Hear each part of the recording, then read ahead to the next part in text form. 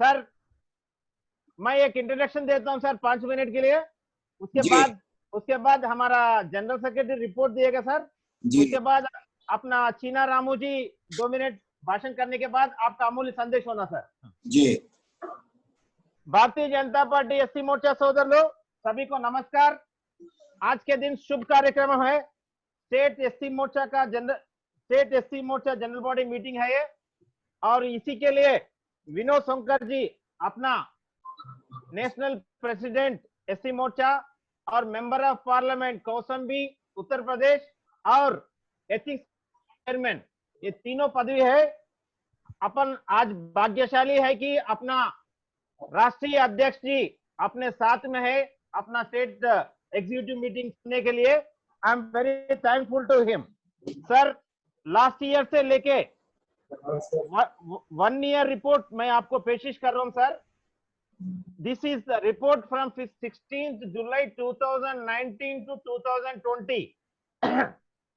हम 2019 जुलाई में लेके बीजेपी एससी मोर्चा आंध्र प्रदेश के साथ बढ़िया काम करे सर। उसमें एक छोटा सा एक कार्यक्रम लिए तो बहुत हो जाता सर। उसमें एक्टिविटीज में आपको थोड़ा एक्टिविटीज मेंशन करूंगा। नेशनल और स्टेट लीडरशिप मेंबरशिप में हम जुलाई 2019 टू 2000 अगस्त 19 तक करे सर। उसमें अपना एससी मोर्चा ने मेंबरशिप ड्राइव में ऑलमोस्ट 3,11,000 मेंबर्स को नया मेंबर्स को शरीफ करे sir. That is online registration 2,71,604 और ऑफलाइन 40,188, कुल मिला के 3,11,792 सर। और उसके बाद मेजर इसमें एससी मोर्चे के साथ सीएए वर्कशॉप में हम एससी एसटी मोर्चा वर्कशॉप सिटीजन अमेंडमेंट एक्ट के दरमिला अपना पार्टी ने 500 लोग को एससी मोर्चा लोगों को बुलाया सर। मगर अपना एससी मोर्चा मित्रों ने 1500 लोगों से जो मीटिंग को एकदम सक्सेस किया सर। वो मीटिंग में मुरलीधर राव जी और सुनील देवधर जी और हमारे कन्ना लक्ष्मी नारायण जी और दारा सांबैया जी, आवेला किशोर बाबू जी, ये सभी जाने माने लोग अपने भाषण करके सभी एससी मोर्चा लोगों को एक भाषण देके एक मोटिवेशन कर दिया सर। उसके बाद ये जो कोरोना का चक्कर में फरवरी के बाद हमने बहुत शानदार से अभी तक 109 आज की मीटिंग के बाद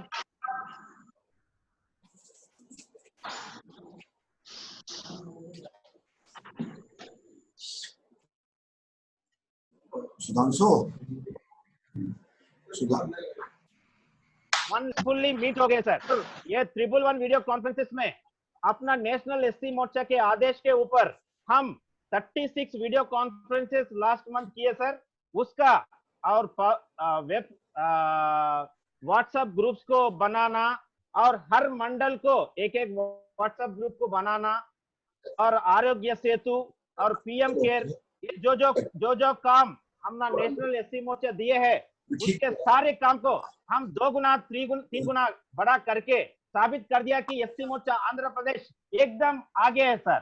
और इसको छोड़ के हम भाषण देने में पॉलिटिकल लीडर्स में सभी लोगों को लाइक दुष्यंत गौतम जी, सत्य कुमार जी और सुनील देवधर की एकदम मोटिवेशनल स्पीच के साथ हमारा स्टेट लीडर्स को एक को भी नहीं छोड़ा सर। हम लक्ष्मी नारायण जी हमारा प्रदेश अध्यक्ष के साथ सभी जाने माने लोगों के साथ हमारे मीटिंग हुआ सर।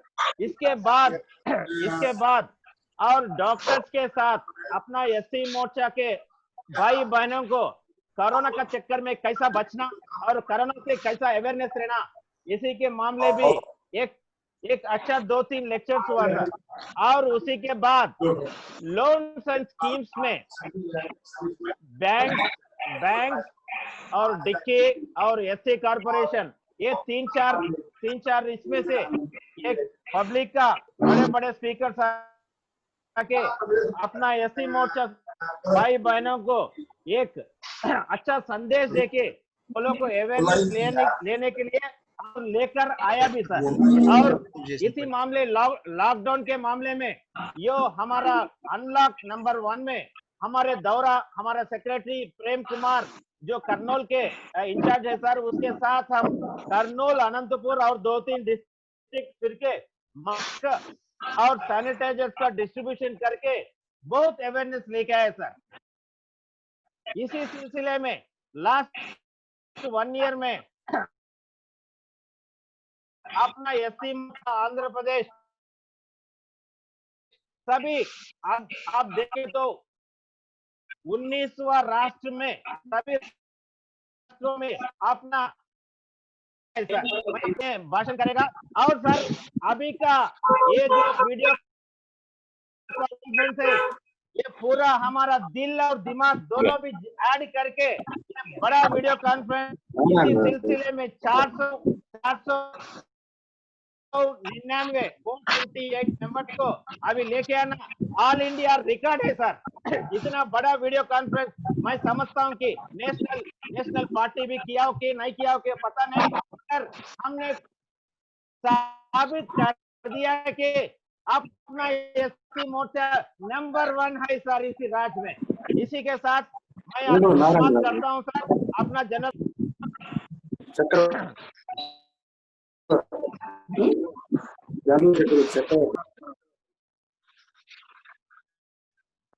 चक्रवर्ती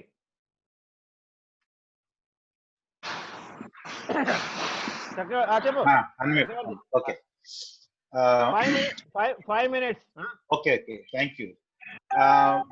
आज की शाम में आंध्र प्रदेश भारतीय जनता पार्टी एससी मोर्चा से की जा रहा है ये वर्चुअल रैली में उपस्थित राष्ट्रीय अध्यक्ष श्री विनोद सोनकर जी और राष्ट्रीय प्रधान कार्यदर्शी श्री चिनारामू जी और वरिष्ठ अतिथियों को हमारा सारे सदस्यों के तरफ से हार्दिक प्रणाम।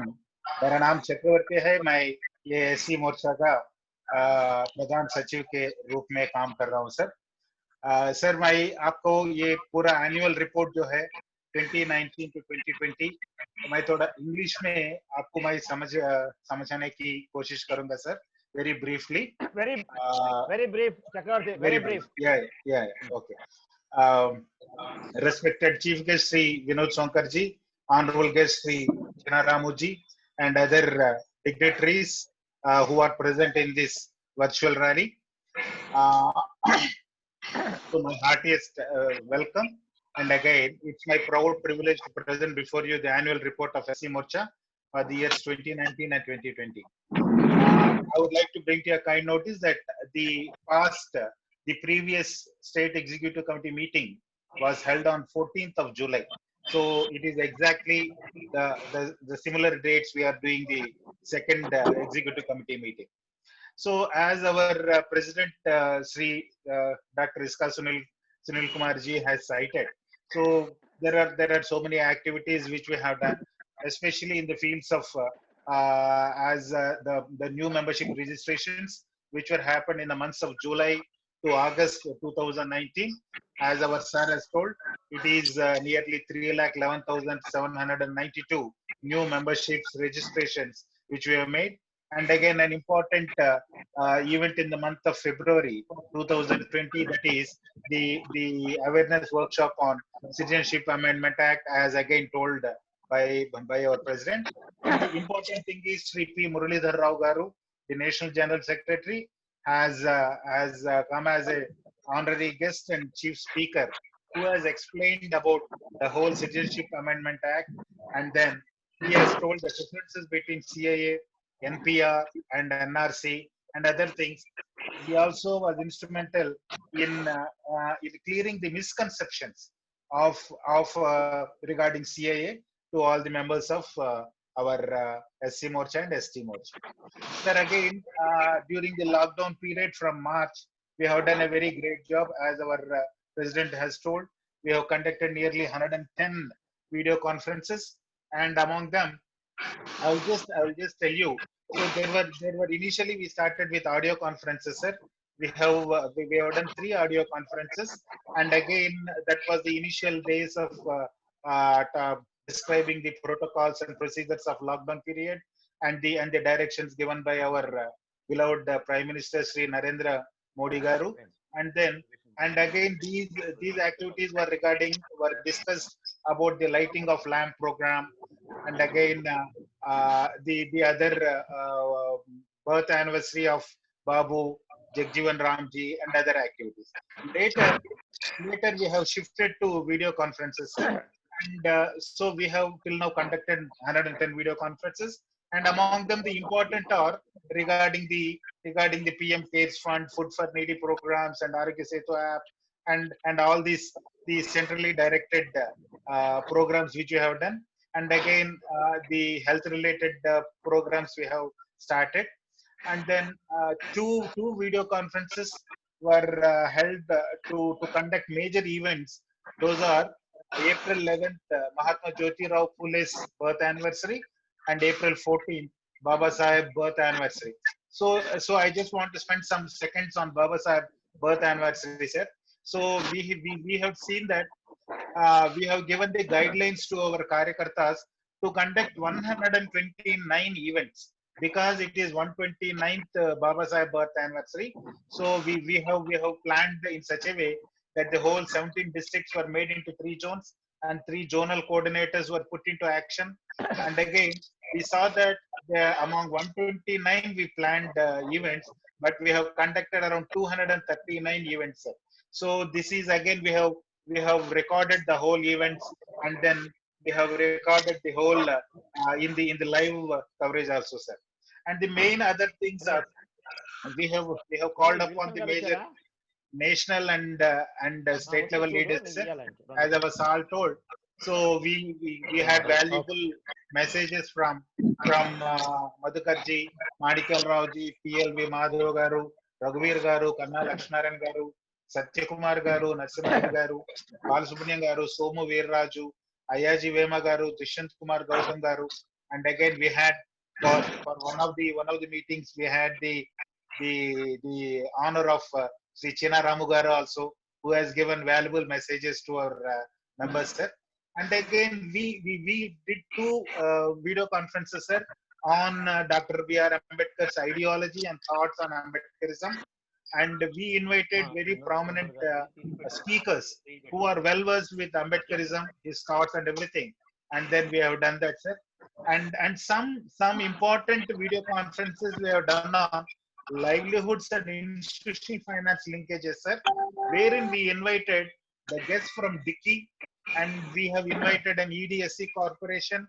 We have invited an AGM retired of Indian Bank, and Sri Buddha Chandrasekhar Garu, and everybody. These people have given a very deep understanding to the participants on various entrepreneurial schemes offered by state and central governments, the related financial institutions at different levels, the qualifications, and other how to prepare detailed project reports, and etc., sir.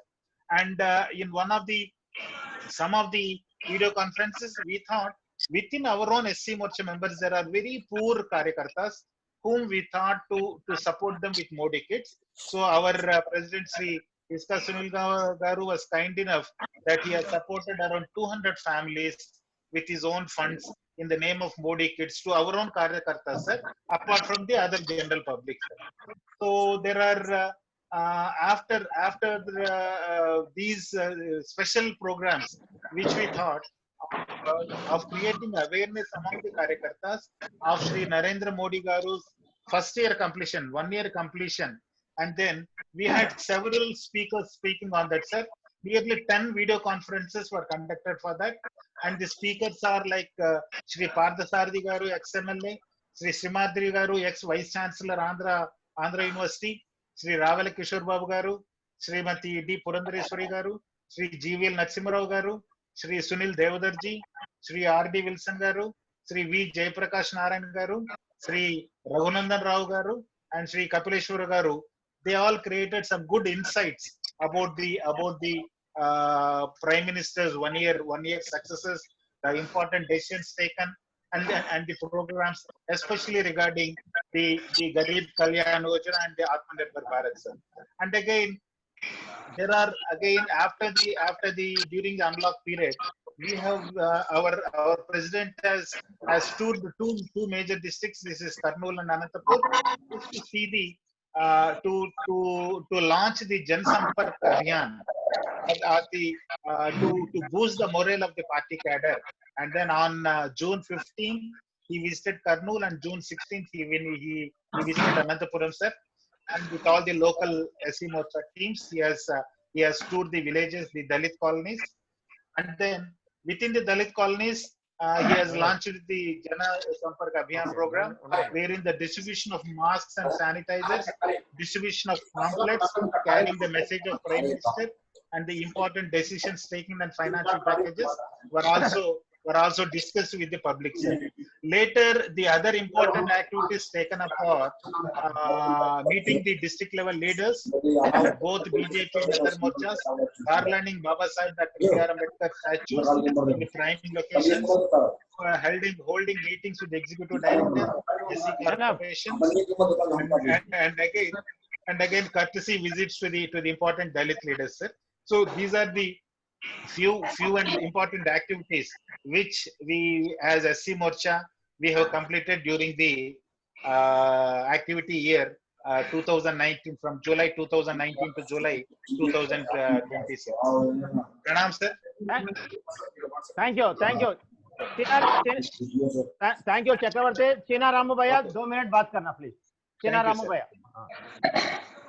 Andhra Pradesh మన అన్నదమ్ములకు మొదలుగా अभिनंदन अर्पिंचता मन हमारा राष्ट्रीय अध्यक्ष जी मेरा मार्गदर्शक है ऑनरेबल विनोद सोनकर जी को प्रथम प्रणाम करके मैं बात करने का शुरू करूंगा। भैया मुझे ने आंध्र प्रदेश का मोर्चा मुझे बोला है तेलुगु में बात करो, आपके रूबरू तेलुगु में बात करो तो क्या वो समझ में आपको नहीं आता, मगर मैं तो हिंदी में बात करने से तेलुगु में बात करने का कोशिश करूंगा। आप तेलुगु में बात करिए, आपकी भाव बताएगा कि आप क्या कर रहे हैं।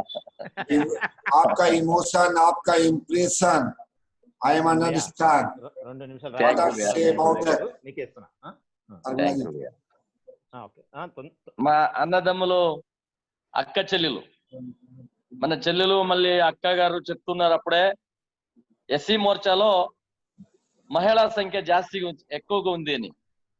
ఇందుకు కారణము బాబాసాహెబ్ అంబేద్కర్ ప్రథమగా లా మినిస్టర్ అయినప్పుడు హిందూ కోడ్ బిల్ చేసేదానికి పోయినప్పుడు అప్పుడు కాంగ్రెస్ గవర్నమెంట్ దాన్ని ఒప్పేలేదు। అప్పుడు వాళ్ళు చేసిన పని ఒకటే, రిజైన్ చేసి యావ ఆడబిడ్డల కోసం నేను కానూన్ తీసే వచ్చే సాధ్యమే లేదో అప్పుడు నేను ఇప్పుడు ఆడబిడ్డలు అన్ని ఫీల్డ్లను సగంగా పాలు పంచుకుంటున్నారు। ఎస్సీ మోర్చాలో గర్వంగా చెప్పుకోవాలి బాబాసాహెబ్ అంబేద్కర్ పేరు। ఇప్పుడు ఎస్సీ మోర్చా భారతీయ జనతా పక్షం ఇప్పుడు చాలా సపోర్ట్ గా ఉంది। మన కార్యకర్తలు ఎక్కువగా రావాలి, బీజేపీలో మన బీజేపీ కార్యకర్తల్లో ఎక్కువగా ఉండే పని చేస్తున్నారు ఎస్సీ మోర్చా। కానీ ఆ మోర్చాకి ఇంకంత ఇంపార్టెన్స్ ఇవ్వాల్సి పడుతుంది। ఈ దేశంలో చాలా పెద్ద పార్టీ నరేంద్ర మోదీ గారు, అమిత్ షాజీ గారు, నడ్డా గారు, మన ఎస్సీ మోర్చా అధ్యక్షులు కానీ వినోద్ సోన్కర్ గారు ఎక్కువగా మనం సపోర్ట్ చేస్తున్నారు। మనం సపోర్ట్ చేసే ఈ విషయంలో మనం ఎక్కువగా రాజకీయంలో రావాలి। బాబాసాహెబ్ అంబేద్కర్ చెప్పినారు రాజకీయం మనది వెపన్ ఉన్నట్ల, రాజకీయంలో మనం లేకపోతే మనం ఏ పని చేసి కష్టమవుతుంది। అందుకే బాబాసాహెబ్ అంబేద్కర్ చెప్పినట్లే మనము ఇప్పుడు మన బీజేపీని మనము సపోర్ట్ గా తీసుకున్నాము। ఇది దేశంలో ఇప్పుడు నరేంద్ర మోదీ గారు చేస్తున్నట్ల మంచి పనులు, నిస్వార్థ సేవలు, ఈ భారతీయ జనతా పక్షం కార్యకర్తల్ని గుర్తించి ఇంత పెద్ద పదవి ఇచ్చినట్ల పక్షం యావదీ లేదు। కాంగ్రెస్ కాలుతున్న ఇల్లు అది చెప్పింది నేను కాదు, బాబాసాహెబ్ అంబేద్కర్ చెప్పినారు కాంగ్రెస్ ఈజ్ బర్నింగ్ హౌస్, ఆ బర్నింగ్ హౌస్ లో మనం ఉండరాదు। అలాంటి పక్షంలో మనం ఉండదే అంబేద్కర్ కి ఎవరైనా కాంగ్రెస్ లో ఉండారంటే మన ఎస్సీ మోర్చా ఎస్సీ మనుషులు లీడర్లు, అది అంబేద్కర్ కి చేసిన అవమానం। మనం ఇప్పుడు ఏదే కానీ బాబాసాహెబ్ అంబేద్కర్ చెప్పిన మాట కాంగ్రెస్ బర్నింగ్ హౌస్ ఏం చెప్పినారో ఆ దృష్టిలో మనం బయటికి రావాలి. ఇప్పుడు మన బీజేపీకి మనం సపోర్ట్ ఉన్నాము. మన సునీల్ ఇస్కా అన్న చాలా ఇండియాలో #1 ఆంధ్రప్రదేశ్ గా తీసుకుపోతున్నారు. ఇలాంటి కార్యక్రమాలు, వీడియో కాన్ఫరెన్స్లు, వర్చువల్ ర్యాలీలు, మళ్ళీ ఏది పక్షం సూచన ఇచ్చిందో అవన్నీ కార్యక్రమాలను సరిగ్గా తీసుకుపోయినట్ల మంచి నాయకుడు మనకు చిక్కినారు. మన ఇలాంటి నాయకుడు అన్ని స్టేట్ లో ఉంటాయి, అన్ని జిల్లాలో ఉంటాయి, అన్ని తాలూకులో ఉంటాయి. ఈ మన పార్టీలో లీడర్లు అన్ని పైకి వస్తారు. అందుకోసం మీరందరూ మంచి పని చేస్తున్నారు. ఒక మీటింగ్ అంటే 200 జనాలు 500 జనాలు చేపించి వీడియో కాన్ఫరెన్స్ లో పనిచేసేది చాలా కష్టం పని. కానీ ఆ కష్టమైతేనే మీరు చాలా సగ్గగా తీసుకుపోతున్నారు. ఆల్ ఇండియా లెవెల్లో మంచి ఆర్గనైజ్ అవుతుండే పార్టీలో ఎస్సీ మోర్చా ఆంధ్రప్రదేశ్ లో మన కార్యకర్తలు నేను మళ్ళీ ఒకేసారి అభినందనలు చెప్తా. ఈ దేశంలో ఉండే అన్ని స్టేట్ లో ఉన్నట్లనే మన స్టేట్ లను మనం ఎంత పని చేస్తున్నామో అంత సగ్గా మనం అవకాశాలు రావాలి. నేను రాష్ట్రీయ అధ్యక్షుడు మన వినోద్ సోన్కర్జీకి నేను చెప్తున్నాను.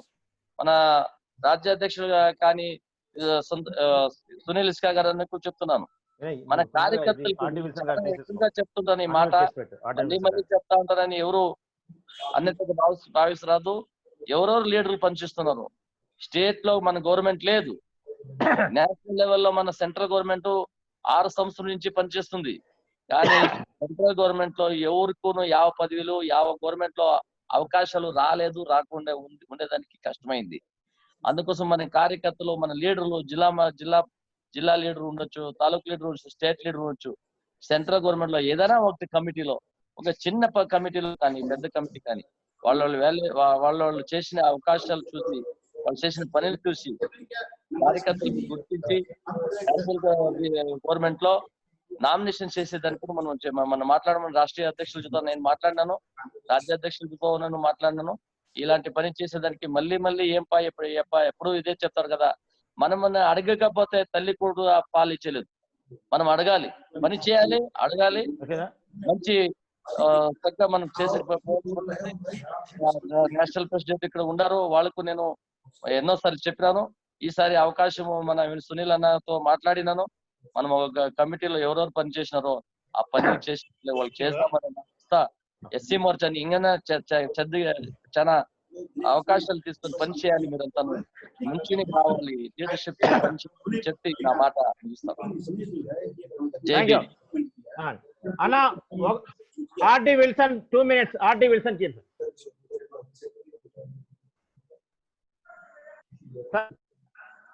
Sir hello 1 2 3 sir good evening sir. RD Wilson हमारा विशिष्ट और बहुत एकदम सीनियर लीडर है सर, आपसे 2 मिनट भाषण देगा सर, उसके बाद आपका अमूल्य संदेश पर सर। सर విల్సన్ గారు మాట్లాడండి। మిత్రులందరికీ నమస్కారం। ఈ రోజు మన సమావేశానికి విచ్చేసిన దళిత మోర్చా జాతీయ అధ్యక్షులకి, అదే విధంగా మన రాష్ట్ర అధ్యక్షులు మిత్రులు గౌరవనీయులు ఇస్కా గారికి, ఇంకా ఈ జూమ్ ద్వారా, ఈ యాప్ ద్వారా మరి ఈ కార్యక్రమాల్లో పాల్గొన్న రాష్ట్ర వ్యాప్తంగా ఉన్న దళిత మోర్చా నాయకులు, కార్యకర్తలు, ఇంకా పెద్దలందరికీ కూడా నేను నమస్కారాలు తెలియజేస్తున్నాను। ముఖ్యంగా టార్గెట్ 2024 గురించి నేను ఇప్పుడు ఈ నిమిషం ఈ సందర్భంగా మాట్లాడదలుచుకున్నాను। మన పెద్దలకు కూడా తర్వాత సునీల్ గారు బ్రీఫ్ చేస్తే బాగుంటుంది, అందరికి అర్థం కావడం కోసం మాతృభాషలో వెళ్తున్నాను। మిత్రులారా, మనం 2024 భారతీయ జనతా పార్టీ అధికారులకు రావడం అనేది ఎందుకు అవసరం అనేది అర్థమవుతా ఉంది। ఎందుకు చెప్తున్నానంటే ఇది కరోనా కాలము, కష్టకాలము కూడా మరి దళిత మోర్చా సంబంధించిన వేలాది మంది కార్యకర్తలు, యువకులు, ఎంతోమంది పేదలకి సాయం చేసే పరిస్థితి। అదేవిధంగా పిఎం కేర్ పేరుతో కూడా మనం నిధులు కూడా మనం మరి సమకూర్చి ప్రధానమంత్రి నిధికి మనం మార్చడం జరిగింది। ఆ విధంగా మన కమిట్మెంట్ అదే మన బాధ్యతను కూడా మరి నిర్వర్తించాం. ఈ సందర్భంగా నేను మన జాతీయ అధ్యక్షులకి పెద్దలకి నేను చెప్పదలసింది ఏంటంటే, తెలుగు రాష్ట్రాల్లో అధికారులకు ఎందుకు రావాలంటే, ఈరోజు రాష్ట్రంలో జరుగుతున్న 2-3 సంఘటనల్ని మరి మీ దృష్టికి తీసుకొస్తున్నాను. ఈ రాష్ట్రంలో ఆంధ్రప్రదేశ్ లో ముఖ్యంగా దళితులకి రక్షణ లేదు, వారి ఆత్మగౌరవం పదే పదే దెబ్బతింటుంది. నేను అందుకు 2-3 సంఘటనలు కూడా మీకు ఉదాహరణ చెప్తాను. మరి ఇటీవల డాక్టర్ సుధాకర్ ఇష్యూలో ఆయన బట్టలిప్పి రోడ్డు మీద తీసుకురావడం కానీ, ఆయన పిచ్చివాడిగా ముద్రేయడం కానీ, అదేవిధంగా దళిత డాక్టర్ అనితారాణి పైన మరి అవమానించడం కానీ, అదేవిధంగా నిన్నగా మొన్న రామకృష్ణ అనే ఒక దళిత జడ్జిని మరి దారుణంగా దాడి చేయడం కానీ, ఇలాంటి సంఘటనలన్నీ చూసినప్పుడు దళితులు అత్యంత పెద్ద స్థాయిలోకి వెళ్ళినా ఆంధ్రప్రదేశ్ లో మనకి గౌరవం లేదనేది అర్థమవుతా ఉంది. మరి అలాంటి పరిస్థితుల్లో ఖచ్చితంగా ఆంధ్రప్రదేశ్ లో జగన్మోహన్ రెడ్డి గారి ప్రభుత్వాన్ని కోల్చడం తప్ప మరొక మార్గం లేదు. ఈ రాష్ట్రంలో దళితులు సెల్ఫ్ రెస్పెక్ట్ బతకాలి అంటే షెడ్యూల్ కులాల ప్రజలు మరి రెస్పెక్టబుల్ గా బతకాలంటే, వాళ్ళ మనుగడ సాగించాలంటే ఈ రాష్ట్రంలో భారతీయ జనతా పార్టీ అధికారులు తీసుకురావడం తప్ప మరొక మార్గం లేదు అర్థమవుతుంది. అదే సమయంలో నేను ఈ సందర్భంగా పార్టీ పెద్దలకు కూడా తెలియజేసేది ఏంటంటే, ఆంధ్రప్రదేశ్ లో దళిత నాయకులు ఎంతో మంది ఉన్నారు. మరి ఇస్కా సునీల్ గారు కావచ్చు, దారా సాంబయ్య గారు కావచ్చు, నేను కావచ్చు, ఇంకా మిత్రులు చాలా చక్రవర్తి కావచ్చు, అదేవిధంగా కబడ్డీ కావచ్చు, చాలా మంది నాయకులు పొటెన్షియాలిటీ ఉన్న నాయకులు ఎంతో మంది ఉన్నారు. అయితే నేను ఈ సందర్భంగా తెలియజేసేది ఏంటంటే, వివిధ స్థాయిల్లో ఉన్న వ్యక్తుల్ని గుర్తించి కొందరికి రాజ్యసభ బాధ్యతలు, కొద్దిమందికి కమిషన్ బాధ్యతలు, అదేవిధంగా మరి కొద్దిమందికి మరికొన్ని బాధ్యతలు కూడా అప్పచెప్పి ఆంధ్రప్రదేశ్ అధికారంలోకి తీసుకురావాలంటే ఖచ్చితంగా దళితులు మరింత ఓన్ చేసుకుంటే తప్ప అది సాధ్యం కాదని కూడా నేను తెలియజేస్తున్నాను. ఎందుకు చెప్తున్నానంటే, దళితులు ఓటు ఈకపోతే భారతీయ జనతా పార్టీ అధికారంలోకి వచ్చే ప్రసక్తే లేదు. అది 10 ఏళ్ళైనా 20 ఏళ్ళైనా దళిత చైతన్యం పార్టీకి అండగా ఉండాల్సిన అవసరం ఉంది. అయితే దళిత నాయకుల్ని మరింత పార్టీ ముందుకు తీసుకెళ్లి గౌరవించి గుర్తిస్తుందనే కింది స్థాయిలో కూడా వెళ్ళాలి. భారతదేశంలో మరి ముఖ్యంగా మన రాష్ట్రంలో భారతీయ జనతా పార్టీలో దళితులు మరింత ఆకర్షించబడాలి అనేది నేను ఈ సందర్భంగా నేను వారికి విజ్ఞప్తి చేస్తున్నాను. ఎందుకు చెప్తున్నానంటే, దళితులు భారతీయ జనతా పార్టీకి దూరంగా ఉన్నారు. ఇది ఒక దళిత వ్యతిరేక పార్టీని ముద్రేసిన నేపథ్యంలో దాని నుంచి మనం బయటికి రావడం కోసం ఖచ్చితంగా దళితులు మరింత సమగ్రాభివృద్ధి వైపు దళితులు తీసుకెళ్లాల్సిన అవసరం ఉంది. అదే సమయంలో స్టాండప్ ఇండియా అనే పథకాన్ని ఎంఎస్ఎంఈ లాగా 100% రుణం ఇచ్చే కార్యక్రమం, ఎలాంటి హామీ లేకుండా రుణం ఇచ్చే కార్యక్రమాన్ని కూడా మరి కేంద్ర ప్రభుత్వం నరేంద్ర మోడీ గారి దృష్టికి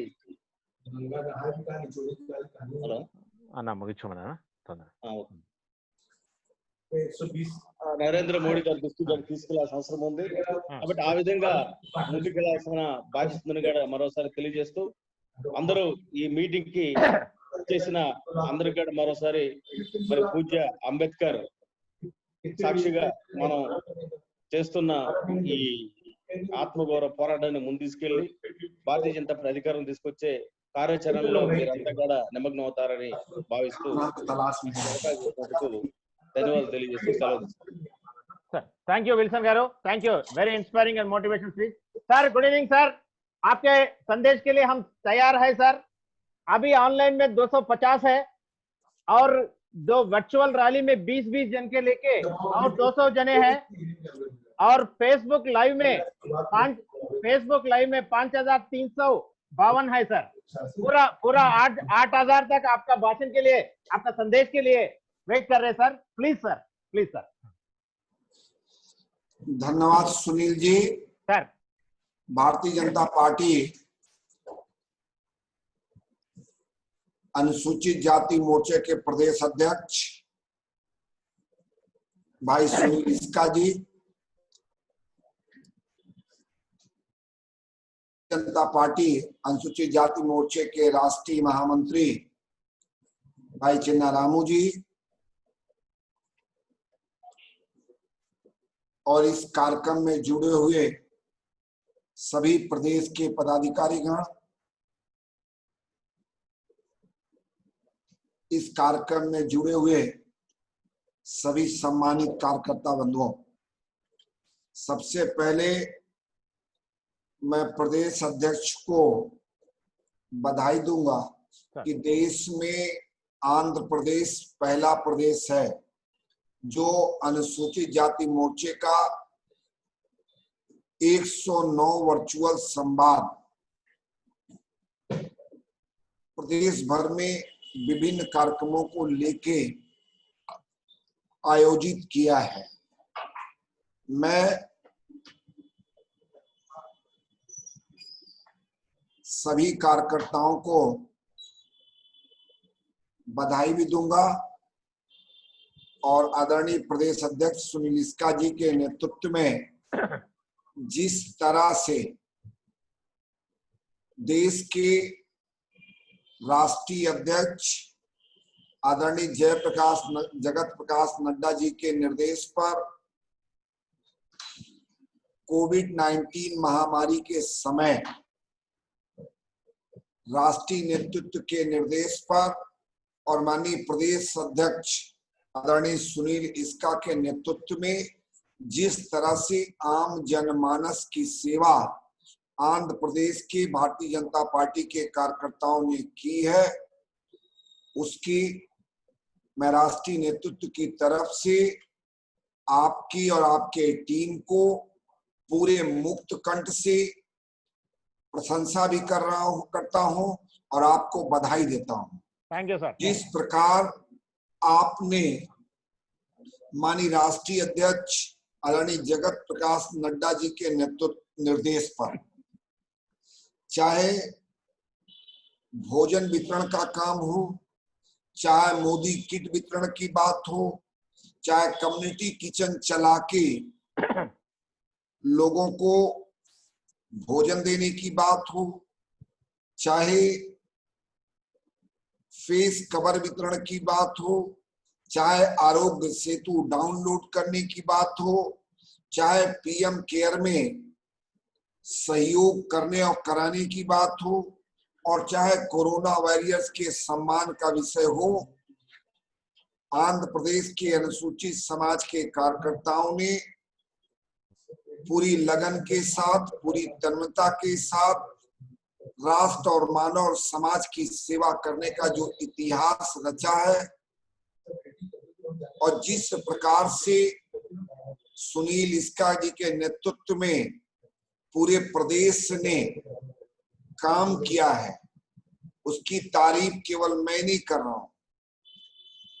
कोविड-19 को लेके जब आदरणीय जेपी नड्डा साहब ने समीक्षा बैठक की तो उस बैठक में जिस प्रकार से आपके प्रभारी आदरणीय सुनील देवधर जी द्वारा मोर्चे की प्रशंसा की गई, आपके लीडरशिप की प्रशंसा की गई, उससे निश्चित रूप से आपके साथ साथ मेरा भी मस्तक, मेरा भी सर उस राष्ट्रीय समीक्षा बैठक में बढ़ा है। Thank you sir. इसलिए मैं राष्ट्रीय नेतृत्व की तरफ से आपको बधाई भी देता हूं और आपका आभार व्यक्त करता हूं और आपके द्वारा, आपके नेतृत्व में, आपके टीम के द्वारा किए गए कार्य की भूरी भूरी प्रशंसा करता हूं। साथियों, कोरोना महामारी अभी समाप्त नहीं हुई है। जब तक कोरोना की दवा नहीं आ जाती तब तक ये खतरे की तलवार हम आप सभी के सर पे लटक रही है। इसलिए प्रधानमंत्री जी का जो संदेश है, 2 गज की दूरी, फेस कवर का उपयोग और जब तक बहुत आवश्यक ना हो तब तक घर से नहीं निकलना चाहिए। और आज मुझको यहाँ एक बात और कहते हुए हर्ष हो रहा है जब भारतीय जनता पार्टी के सदस्यों की संख्या 11 करोड़ हुई थी, तो निवर्तमान राष्ट्रीय अध्यक्ष, वर्तमान में भारतीय जनता पार्टी की सरकार के गृह मंत्री और हम आप सबके नेता अमित भाई शाह ने केंद्रीय कार्यालय के कार्यक्रम में एक बात कही थी कि यह 11 करोड़ कार्यकर्ताओं की फौज, भारतीय जनता पार्टी के 11 करोड़ सदस्यों की यह फौज केवल चुनाव लड़ने और लड़ाने के लिए नहीं है। समाज और राष्ट्र और मानव की सेवा की जब भी आवश्यकता पड़ेगी, निश्चित रूप से यह फौज समाज के विकास के लिए, समाज के समस्याओं के समाधान के लिए फ्रंट लाइन पे जाके संघर्ष करेगा। और आज ये बात कहते हुए गर्व महसूस हो रहा है कि आदरणीय जेपी नड्डा साहब के नेतृत्व में 18 करोड़ भारतीय जनता पार्टी का कार्यकर्ता कश्मीर से कन्याकुमारी तक, काम रूप से कच्छ तक, इस मानव समाज पर, मानव जाति पर आए संकट को लेके जिस तरह से संघर्ष किया है, जिस तरह से मानव की सेवा की है, जिस तरह से समाज की सेवा की है, वो देश के इतिहास में स्वर्ण अक्षरों से लिख गया है। कोरोना के बाद, कोरोना जब भी समाप्त होगा या कोरोना आने वाले समय पे जब भी कोरोना में चर्चा होगी, आने वाले समय में जब कोरोना पे लोग रिसर्च करेंगे, तो निश्चित रूप से भारतीय जनता पार्टी के कार्यकर्ताओं के योगदान को और भारतीय जनता पार्टी अनुसूचित जाति मोर्चे के कार्यकर्ताओं को विशेष उल्लेख लोग करेंगे और उनका नाम बड़ी श्रद्धा और सम्मान के साथ लेंगे। साथियों, कुछ लोग हैं जो माननीय प्रधानमंत्री जी के द्वारा जब लॉकडाउन किया गया या लॉकडाउन कोरोना से लड़ने के लिए जो योजना बनाई, उस पे सवाल खड़ा करते हैं, उस पे प्रश्न लगाते हैं, उन पे क्वेश्चन करते हैं। इनके क्वेश्चन से, इनके प्रश्न से हम घबराने वाले लोग नहीं हैं। ये वही लोग हैं जो देश की सेना के शौर्य का हिसाब मांगते हैं, देश की सेना के शौर्य का प्रमाण मांगते हैं। जब देश की सेना के नहीं हुए तो हम भारतीय जनता पार्टी के कार्यकर्ताओं के, हमारे सरकारों के कभी हो नहीं सकते। साथियों, कश्मीर से कन्याकुमारी तक, कामरूप से कच्छ तक अनुसूचित समाज के लोग आर्थिक रूप से कमजोर हैं, शैक्षिक रूप से कमजोर हैं, स्वास्थ्य के प्रति इनकी जागरूकता अन्य समाजों की तुलना में कम है। और साथ ही साथ ये लोग किसी बड़े बड़े फ्लैटों में या फार्म हाउस में नहीं रहते, ये लोग बस्तियों में रहते हैं। चाहे वो उत्तर प्रदेश हो, चाहे वो बिहार हो, चाहे वो आंध्रा हो। मैं स्वयं चिन्नारामू के गांव गया था तो मैं सोचता था कि उत्तर भारत में जो अनुसूचित समाज के लोग रहते हैं उनसे अलग साउथ के लोग रहते होंगे, लेकिन जब चिन्नारामू के गांव में गया तो उनकी जो रहने की शैली है, जो उनका काम है, जो उनकी आर्थिक स्थिति है, जो उनकी शैक्षिक स्थिति है, जो स्वास्थ्य के प्रति उनकी जागरूकता है, पूरे देश में एक जैसा है। तो इसलिए साथियों कहता हूं मैं, आप कल्पना करिए अगर देश के यशस्वी प्रधानमंत्री जी ने समय रहते लॉकडाउन नहीं किया होता और गलती से भी यह कोरोना अनुसूचित समाज के बस्तियों में प्रवेश कर जाता तो अनुसूचित समाज के लोगों के आज कोरोना से क्या स्थिति होती। आर्थिक हालत ठीक नहीं, स्वास्थ्य के प्रति जागरूकता नहीं, बस्तियों में रहते हैं।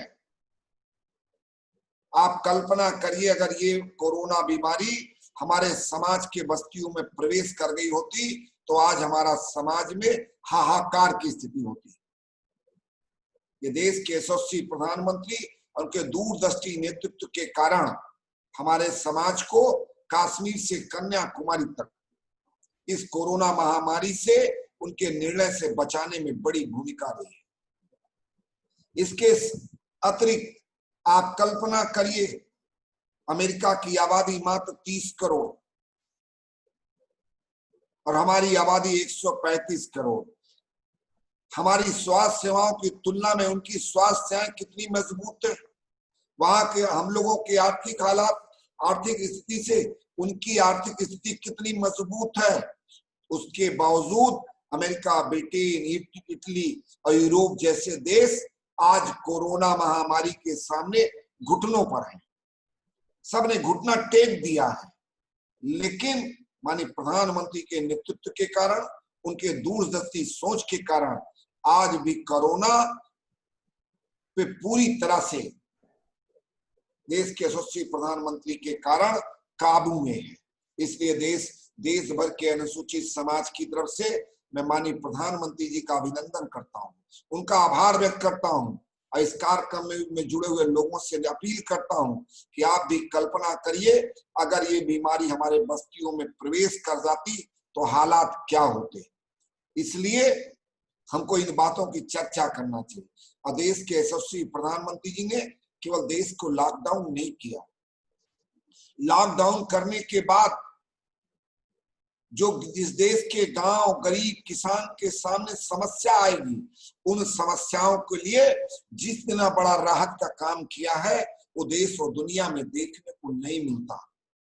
1,70,000 करोड़ का जो गरीब कल्याण योजना की शुरुआत की, जिसके माध्यम से देश के 80 करोड़ परिवारों को राशन किट देने का काम किया, 6 महीने तक निःशुल्क एलपीजी सिलेंडर देने का काम किया,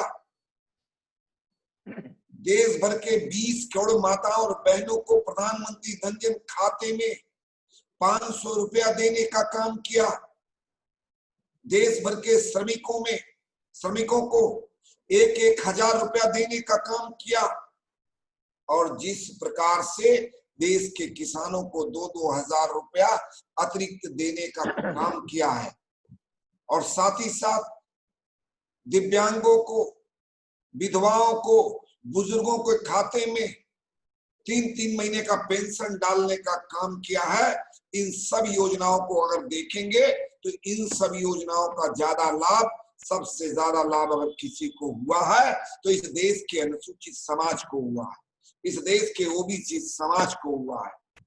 तो इन बातों की चर्चा करना चाहिए।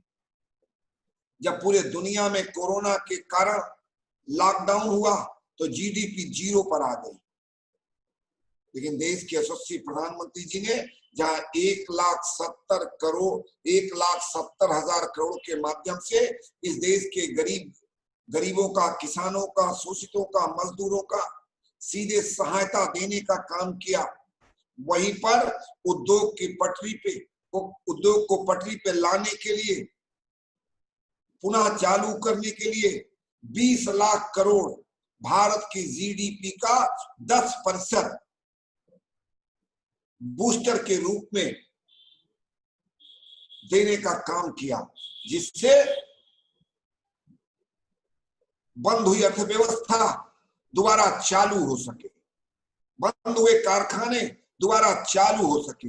और उस 20 लाख करोड़ में से भी आप कल्पना करिए 1 लाख करोड़ केवल किसानों को, किसान खेती और किसानों के इंफ्रास्ट्रक्चर के लिए दिया, 3 लाख करोड़ रुपया एमएसएमई को दिया, और उस एमएसएमई का ज्यादा लाभ सबसे ज्यादा आपके साउथ के प्रदेशों को है। 8 लाख करोड़ आरबीआई ने उद्योगों को बूस्टर के रूप में दिया।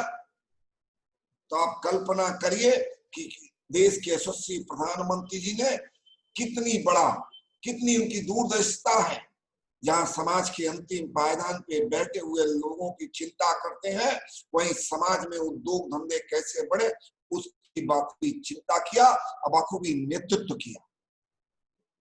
साथियों, इस कोरोना महामारी के संकट का लाभ उठा के कुछ पड़ोसी देश उसका नाजायज फायदा उठाने का प्रयास कर रहे थे। आपने देखा होगा कि पाकिस्तान छोड़िए, अब चाइना ने भी भारत के आगे नतमस्तक हो चुका है। ये वही चाइना है जब 1962 में युद्ध हुआ और पंडित जवाहरलाल नेहरू के नेतृत्व में इस देश की सेना ने अपने पूरे शौर्य का प्रदर्शन नहीं कर पाए, जिसके कारण देश की 45,000 वर्ग किलोमीटर जमीन चाइना के कब्जे में चली गई।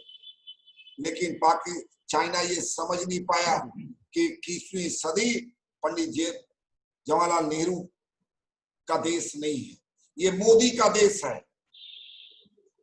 और जिस तरह से माननीय प्रधानमंत्री जी के नेतृत्व में अंतरराष्ट्रीय समुदाय ने भारत के साथ खड़े होकर चाइना को करारा जवाब देने का काम किया है, चाइना को भी अपनी औकात और अपनी सीमा पता चल गई है। और उसको ये भी पता चल गया ये 1962 का भारत नहीं, 2020 का 21वीं सदी का युवा भारत है, ये मोदी का भारत है, ये राष्ट्रवादियों का भारत है। अब भारत की आन बान और शान में अगर किसी ने गुस्ताखी दिखाई तो उसको करारा जवाब दिया जाएगा। और देश के यशस्वी प्रधानमंत्री जी ने जिस तरह चाइना के सीमा पे जाके ललकारने का काम किया है, जहां एक तरफ देश के सेनाओं का मनोबल ऊंचा हुआ है, वही देश के 130 करोड़ भारतीयों का मस्तक सर ऊंचा हुआ है। इसलिए साथियों, हम लोग सौभाग्यशाली हैं कि ऐसे नेता के नेतृत्व में ऐसे कालखंड में हम राजनीति कर रहे हैं जब देश नहीं दुनिया भारत को सलाम करना चाहती है। माननीय प्रधानमंत्री जी के नेतृत्व में इस आपदा को अवसर में बदलने के लिए आत्मनिर्भर भारत के आह्वान किया गया है। मैं अनुसूचित समाज के कार्यकर्ताओं से कहना चाहता हूं, यह एक अवसर है आत्मनिर्भर बनने का, एक अवसर है अपने स्वयं के पैरों पे खड़े होने का। आप साथी याद करिए, देश के यशस्वी प्रधानमंत्री जी ने 2014 से 19 के बीच में प्रथम पारी में देश के ऐतिहासिक विज्ञान भवन दिल्ली में उन्होंने देश के अनुसूचित समाज के व्यापारियों को संबोधित करते हुए कहा था कि मैं चाहता हूं इस देश का अनुसूचित समाज का युवा रोजगार मांगने नहीं, रोजगार देने वाला बने, नौकरी मांगने वाला नहीं, नौकरी देने वाला बने। और इसके लिए उन्होंने बाकायदा व्यवस्था की। उन्होंने स्टैंड अप इंडिया की शुरुआत की और देश के 1.25 लाख ब्रांचों को स्पष्ट निर्देश दिया कि प्रत्येक ब्रांच अपने सर्विस एरिया में एक SC ST और एक महिला को उद्यमी बनाएगा। उद्यमी बनाने का मतलब केवल लोन देना नहीं, उद्यमी बनाने का मतलब है कि उनको वित्तीय सहायता के साथ साथ तकनीकी सहायता देना, उसके उत्पादन की इकाई खड़ा करना, और जब ये सब खड़ा हो जाए, माल बनने लगे, तो माल बेचने की भी व्यवस्था करना। और माल बेचने के लिए भी देश के प्रधानमंत्री जी ने देश के कानून में बदलाव करके जितनी भी गवर्नमेंट कंपनियां हैं, जितनी PSUs हैं, या जितने गवर्नमेंट में उपयोग होने वाली चीज है जो अपना वो खरीदते हैं, उसमें 4% तक SC ST इंटरप्राइजेस से खरीदने का नियम बनाया, जिससे माल बनने के बाद इनको माल बेचने में दिक्कत ना हो। तो मैं देश के यशस्वी प्रधानमंत्री जी को बधाई देता हूं कि देश को आत्मनिर्भर बनाने के साथ साथ देश के अनुसूचित समाज को भी आत्मनिर्भर बनाना चाहते हैं और लगातार इसके लिए प्रयास उनका जारी है। इसलिए साथियों, हम आपसे निवेदन करने भी आए हैं कि एक अवसर है इस देश का अनुसूचित समाज स्वयं पैरों पे खड़ा हो। केवल नौकरी, कोई दुनिया की कोई भी सरकारें अपने सभी नागरिकों को नौकरी नहीं दे सकती। नौकरी सबको देना संभव नहीं है। जब तक हम स्वरोजगार का स्वभाव नहीं पैदा करेंगे, तब तक हमारी आर्थिक स्थिति अच्छी नहीं होगी, और जब आर्थिक स्थिति अच्छी नहीं होगी तो हमारी शैक्षिक स्थिति भी अच्छी नहीं होगी, और शैक्षिक स्थिति अच्छी नहीं होगी तो हमारी सामाजिक स्थिति भी ठीक नहीं होगी। हम लोग तो सौभाग्यशाली हैं कि दक्षिण के प्रदेश में पहले से स्वरोजगार के प्रति लोगों में प्रेरणा है, लेकिन उत्तर भारत में ये चीजें देखने को नहीं मिलती। हम लोगों का प्रयास रहेगा आने वाले समय में उत्तर भारत में भी दक्षिण भारत की तरह लोगों में स्वरोजगार की प्रेरणा बने, स्वरोजगार की तरफ प्रेरित हो। और देश के यशस्वी प्रधानमंत्री जी ने केवल देश के राष्ट्रीय बैंकों को ही निर्देशित नहीं किया, सामाजिक न्याय अधिकारिता मंत्रालय में भी तीन योजनाओं का, चाहे ऋण गारंटी की योजना हो, चाहे वेंचर कैपिटल हो, इन सभी योजनाओं का शुरुआत किया है, जिसके माध्यम से इस देश का अनुसूचित समाज आत्मनिर्भर बने।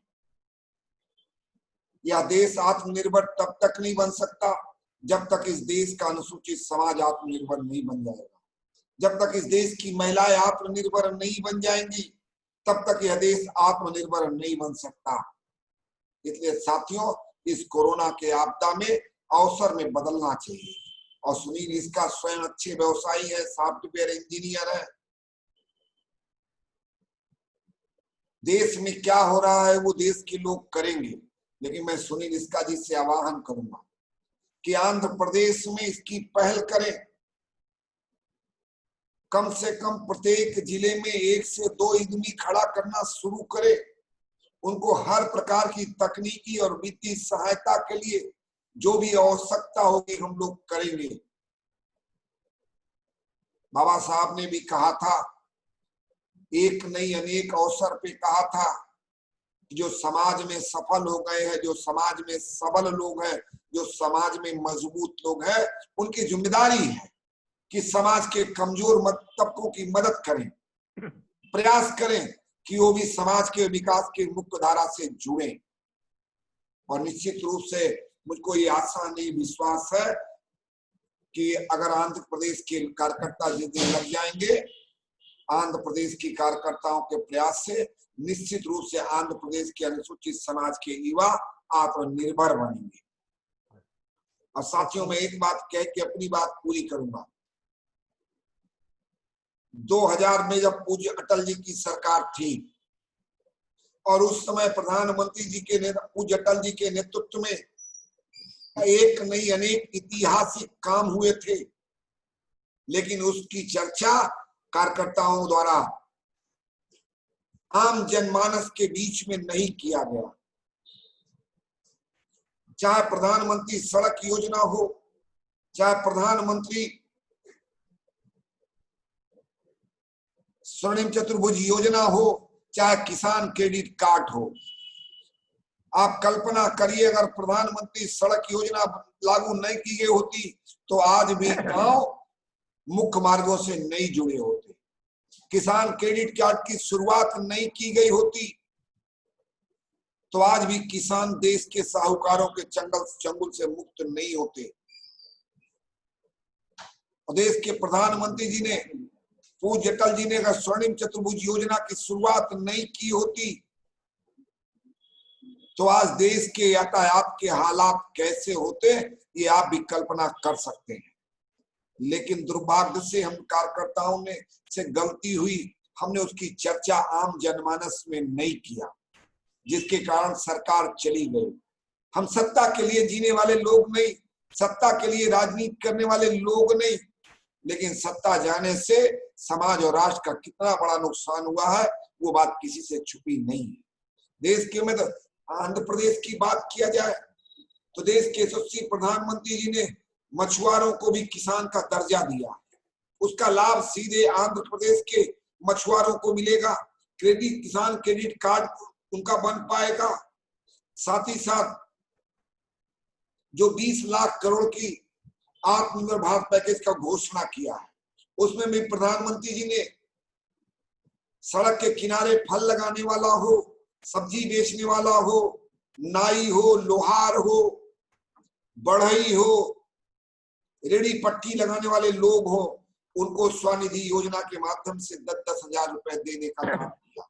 और साथ ही साथ किसानों को 2 लाख रुपए तक रियायती दर पे ऋण देने का काम देश के यशस्वी प्रधानमंत्री जी ने किया है। इसलिए साथियों, एक नहीं अनेक काम देश के यशस्वी प्रधानमंत्री जी ने गरीब कल्याण योजना के माध्यम से और आत्मनिर्भर भारत के माध्यम से करने का काम किया है।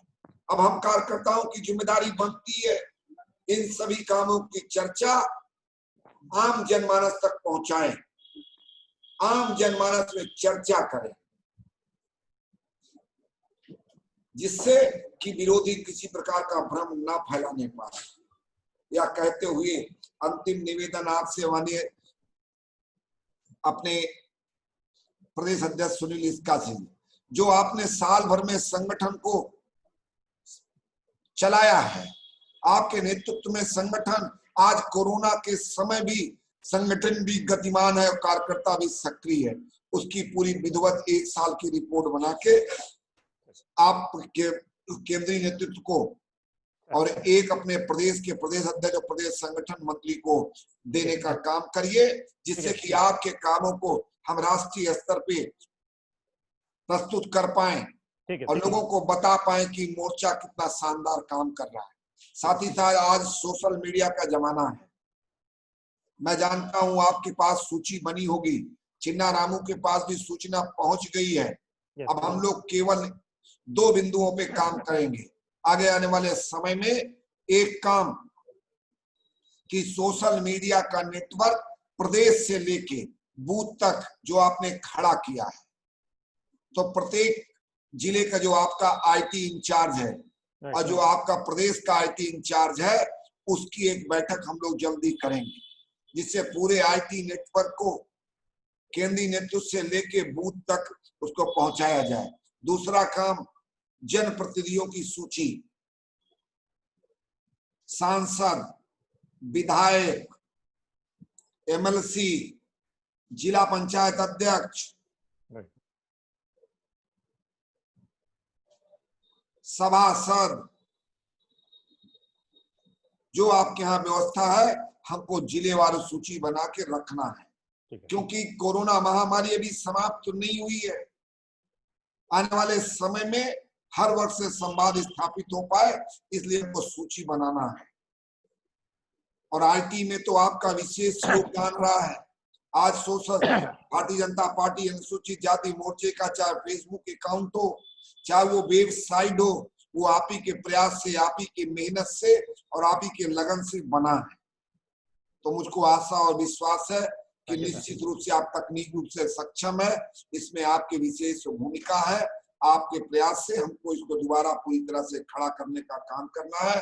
आप सभी कार्यकर्ताओं को आभार व्यक्त करते हुए इस सफल कार्यक्रम के आयोजन के लिए आपके सुनील इसका जी को, उनकी पूरी टीम को मैं भूर बधाई देते हुए, प्रशंसा करते हुए अपनी बात पूरी करता हूँ। जय भीम, जय भारत। थैंक यू सर, बहुत मोटिवेशनल स्पीच से सभी कार्यकर्ताओं में एकदम एक जोश आ गया सर। इस जोश के साथ हम आगे चलेंगे और अनुसूचित मोर्चे जाति आंध्र प्रदेश को आगे बढ़ाएंगे सर, आपके आदेश के ऊपर। और जो भी आप रिपोर्ट है, पूरा रिपोर्ट रेडी है सर, मैं आपको कल तक आपको प्रदेश अध्यक्ष को और आपके लिए भी भेज दूंगा sir. Thank you very much sir. और सर एक रिजोल्यूशन है सर, जो 3 रिजोल्यूशन ले रहे, हमारा सेक्रेटरी एक रिजोल्यूशन बोलेगा सर, उसके बाद एक कट्टा पद्मा जी वो थैंक्स बोलेगा सर इस प्रोग्राम का। ठीक है सर। प्रेम जी।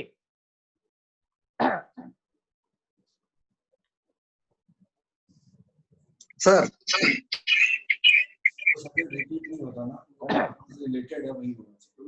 hello प्रेम చెప్పండి our beloved chief guest Sri Vinay Shankar ji and honorable guest China Ramwana and our president Sunil Iska ji, our general secretaries, all of my colleagues. Yes, sir. I came to your some resolutions which is taken steps. Resolutions were shared with you all, the members of SC Morcha, and they have unanimously approved the same. It is unanimously resolved that SC Morcha will continue to stand by the victims who were harassed and atrocities inflicted upon them for being scheduled caste members in the society, despite of their gender, occupation, and status by adhering to different modes of social protest and bringing justice to the sufferers. And it is unanimously resolved that SC Morcha will strive for establishment for Smriti Vanam as promised by the previous government of Andhra Pradesh, planned institutions and budget in the 25 acres land allocated in the capital city of the Amravati, but also resolved to ensure that the present government's proposal to put up 125 feet Dr. B.R. Ambedkar ji ka statue in Swaraj Maidan ground in Vijayawada, renamed as the ground as Dr. B.R. Ambedkar Swaraj Maidan and transform the place into public park becomes a reality. The third one, it is unanimously resolved that SC Morcha will enable the aspiring entrepreneurs among its members and their families to be the future industrialists, business persons, and service providers by facilitating support in selection of right trade, submission of application with relevant documents, and representing the government departments. కట్టేదమ్మా Net lags. Okay అయిపోయిందా ఇంకా రాలేదు sir, net lag లో ఉంది. Okay Prem log దా ప్రేమ్ మన అధ్యక్షుల వారిది తీసేయి. Okay done. Next sir एक छोटा सा विनती है सर, एक हमारा कार्यकर्ता और सेक्रेटरी, उसका नाम है कामला सर, वो 4-5 दिन के पहले उसका मदर का देहांत हो गया, फिर भी आपको देखने के लिए और आपका संदेश सुनने के लिए आया सर. वो एक बार नमस्ते करेगा सर. కమల ఒకసారి అధ్యక్షుల వారికి నమస్కారం చేయండి. Sir good evening all. Sir good evening sir. National అధ్యక్షుల వారికి గుడ్ ఈవినింగ్ అండి. ఒక నిమిషం మాట్లాడండి sir. This month 8th my mother is expired.